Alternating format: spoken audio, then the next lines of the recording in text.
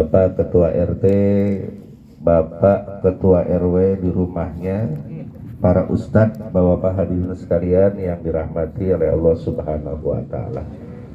Alhamdulillah wa syukurillah, kita panjatkan puji syukur kehadirat Allah Subhanahu wa Ta'ala.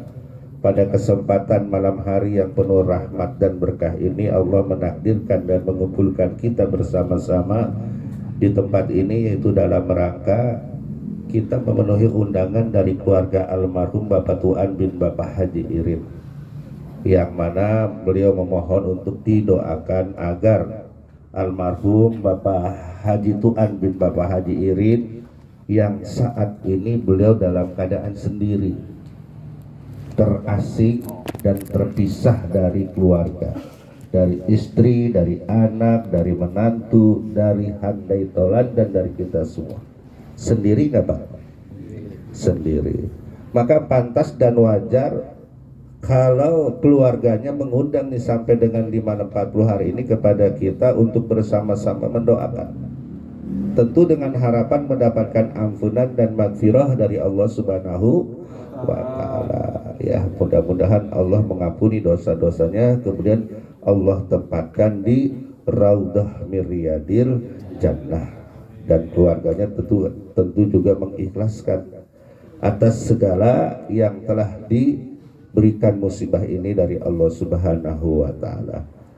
Bapak hadirin sekalian, sebelum saya sedikit menyampaikan tausiah, karena saya bersebelahan dengan Ustadz pantun, saya juga pengen pantun, nggak mau saya juga.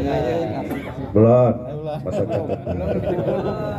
jalan-jalan ke tempat yang berbukit, jalannya selangkah demi selangkah. Walaupun yang saya sampaikan ini sedikit, mudah-mudahan bermanfaat dan berkah. Bapak hadirin sekalian, ya, biar sedikit yang saya sampaikan, yang terpenting bermanfaat, kemudian berkah, bisa diamalkan. Karena ilmu itu kalau bermanfaat, sedikit kita miliki, kemudian kita amalkan, itulah yang menjadi berkah ilmu tersebut. Di dalam kitab Ihya Ulumuddin dijelaskan bahwa kubur itu setiap hari ia selalu berkata, ya, ia selalu berkata, aku adalah tempat kegelapan, aku adalah tempat kesengsaraan, dan aku adalah tempat rumah api, tempat rumah binatang berbisa. Ini yang dikatakan kubur setiap hari. Cuma kita nggak tahu. Tapi di dalam kitab Ihya Ulumuddin seperti itu dijelaskan. Sehingga ketika seorang anak Adam itu datang, ya, anak Adam datang ini, kemudian kubur itu bertanya, wahai anak Adam, apa yang telah engkau persiapkan untukku, sementara aku telah menyiapkan untuk engkau adalah rumah api, rumah kegelapan, dan rumah kesengsaraan. Ayo, kalau kita nggak punya persiapan, gimana kira-kira? Ayo, bagaimana kira-kira? Kubur tuh udah nyiapkan seperti itu. Makanya peristiwa seperti ini kita diingatkan. Kematian, saya sering menyampaikan, ini adalah satu nasihat yang tidak bisa berbicara. Juga peristiwa-peristiwa seperti ini juga adalah satu nasihat buat kita, agar kita menyadari bahwa kita tidak selamanya hidup di dunia ini. Kita pasti akan dikembalikan kepada Allah Subhanahu wa Ta'ala. Hanya saja kita tidak akan pernah tahu kapan dan di mana kita dipanggil oleh Allah Subhanahu wa Ta'ala. Makanya Rasulullah SAW selalu mengingatkan kepada kita, iksiru min zikrillahil hazimil ladzati. Perbanyaklah, kata Rasulullah SAW, perbanyaklah iksiru min hazimil ladzati, sesuatu yang bisa menghilangkan kelezatan. Dan yang bisa menghilangkan kelezatan adalah dengan kematian. Sebab kematian ini memutus segala kenikmatan-kenikmatan yang ada di dunia. Kemudian juga kematian ini juga memutus dari segala pahala dan amal ibadah yang kita persiapkan untuk hari yang akan datang. Maka kata Rasulullah SAW, perbanyaklah sesuatu yang bisa menghilangkan kelezatan, yaitu adalah kematian. Para ulama bersepakat, ya, ada 3 kemuliaan orang yang ingat kepada kematian. Jadi ada berapa Pak Bu? Tiga kemuliaan. Yang pertama adalah wa ta'zilut taubah. Jadi kalau ada kalimat takjil, kita nanti sedikit lagi puasa ada takjil. Takjil itu artinya adalah menyegerakan atau mempercepat. Bukan takjil itu bukan makanan ya. Jadi takjil itu bahasa Arabnya adalah wa ta'zilut taubah, menyegerakan. Jadi kalau ada makanan ketika kita sedang berpuasa, takzil itu artinya kita segera berbuka. Wa ta'zilut taubah yang pertama. Yang pertama adalah kita mempercepat tobat. Orang yang ingat kepada mati pasti ia menyadari ya cepat atau lambat dirinya, maka ia mempercepat tobat. Takut suatu ketika entah besok entah kapan dia mati ya, belum sempat dia bertobat, maka buru-buru ia bertobat. Sebab yang namanya kematian itu kan tidak harus tua, muda juga bisa mati. Yang namanya kematian juga tidak harus sakit, orang yang sehat juga bisa mati. Bisa saja barangkali saya belakangan, bapak-bapak duluan, atau barangkali bapak-bapak duluan saya belakangan. Bener ya? Bener. Bener aja dah ya. Daripada nanti ya. Yang jelas kita nyadar ke situ, cepat-cepat bertobat ya. Kedua ya, wa qalbu qanaah, hatinya akan menjadi qanaah. Apa itu hati yang qanaah? Hati yang qanaah ini adalah hati yang menerima apa yang ditakdirkan oleh Allah Subhanahu wa taala. Kalau Allah memang menakdirkan kita, misalkan pada hari ini rezeki kita sedikit dan sebagainya, nggak usah marah sama Allah. Terima apa adanya, kita harus banyak bersabar. Tuh orang yang ingat kepada mati seperti itu. Karena pernah datang kepada Ummul Mukminin yaitu Aisyah radhiyallahu anha.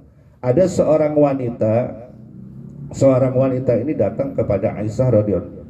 Wahai Ummul Mukminin, saya adalah seorang wanita yang begitu keras hati saya, sehingga saya ingin menyadari diri saya ini jangan sampai hati saya ini keras.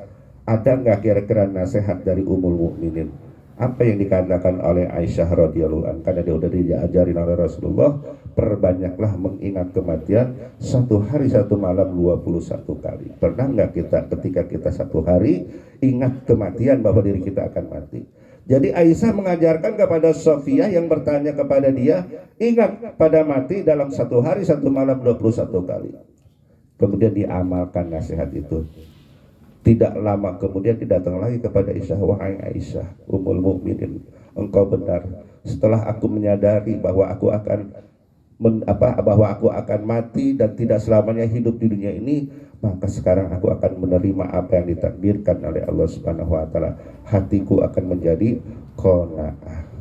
Ya, hatinya menerima apa yang ditakdirkan oleh Allah Subhanahu wa taala. Yang keberapa tuh Pak? Dua. Lalu yang ketiga, orang yang ingat kepada kematian ini adalah orang yang ketika beribadah itu sungguh-sungguh, betul-betul ikhlas ibadahnya kepada Allah. Sebab kunci diterimanya ibadah itu adalah ikhlas. Ya, jadi ingat, kunci diterima segala amal ibadah kita kepada Allah Subhanahu wa taala adalah ikhlas. Ketika seseorang ibadahnya ikhlas, pasti diterima oleh Allah Subhanahu wa taala. Beda dengan orang yang ketika ibadahnya tidak ikhlas. Ya, itu maka nanti Allah lah yang berhak menilai dari segala pahala kita, ya. Kemudian kebalikannya. Jadi kalau ada tiga kemuliaan bagi orang yang ingat kepada kematian, ya, yang pertama wa ta'zilu toba wa qalbu qanaah, dan yang ketiga adalah ikhlas di dalam mengerjakan sesuatu yang diperintahkan oleh Allah. Tapi bagi orang yang lupa kepada kematian, dia akan menunda-nunda tobat. Dia merasa aman bahwa hidup di dunia ini. Padahal kata Rasulullah SAW, barang siapa yang merasa aman hidup di dunia, maka akan aku beri rasa takut di akhirat. Tapi barang siapa yang merasa takut hidup di dunia ini karena nanti akan datangnya hari akhirat, maka akan aku beri rasa aman nanti di akhirat. Tergantung kita mau rasa. Sekarang kita kalau merasa takut nanti akan ada siksa kubur, kan kubur tadi saya sudah katakan menyiapkan rumah berbisa binatang berbisa api dan sebagainya. Kalau kita takut, ya insya Allah nanti kita akan diberikan rasa aman. Kemudian yang kedua yang kebalikannya, Kalau orang yang lupa kepada kematian, hatinya itu selalu marah dengan takdir Allah. Kemudian yang ketiga, ya saya cepat-cepat aja, ya. Yang ketiga yaitu ibadahnya tidak ikhlas. Kenapa saya cepat-cepat? Ya, karena Pancasila itu ada 5. Kita harus di luar kepala tuh apanya ya. Kita harus hafal di luar kepala. Ya, kita semua ini kenapa saya nyampainya cepat-cepat? Karena saya pengen nonton bola. Ya, pengen nonton bola saya, makanya saya cepat-cepat. Ustadz Syarin aja tadi tahlil baca Yasin cepat banget. Kalau saya makan lama, makanya saya sering aja Ustadz Syarin tuh, biar cepat baca Yasin ya. Ya, saya pengen nonton bola Pak Bu ya. Jadi saya cepat-cepat aja ini ya. Ini saja yang dapat saya sampaikan. Yang terpenting walaupun sedikit, ingat kepada kematian, ya akan mendapatkan 3 kemuliaan. Cuman pantun saya yang terakhir itu gagal, agak ketemu, iya, kagak ketemu. Padahal tadi rasanya udah bisa itu, lupa, ya, iya, ya. Mudah-mudahan almarhum Bapak Tuan bin Bapak Haji Irin diampuni dosa-dosanya oleh Allah Subhanahu Wa Taala. Alhamdulillah, sama-sama kita dengar tadi tausiah dari Pak Amil yang intinya adalah tentang takdir, Amil. Ya, ini saya ada pantun buat balasannya. Duduk di meja, duduknya di pinggir. Meja didudukin, mejanya miring. Setiap kita masing-masing punya takdir, maka Allah Subhanahu Wa Taala akan mendekatkan kita pada takdir kita masing-masing. Burung cendrawasih indah bulunya, ada yang coklat, ada yang merah. Terima kasih Pak Amil, tausiahnya sangat bermanfaat dan sangat berkah. Amin. Billahi taufiq wal hidayah. Assalamualaikum warahmatullahi wabarakatuh. Ya, terima kasih kepada Bapak Ustaz Salim. Assalamualaikum warahmatullahi wabarakatuh.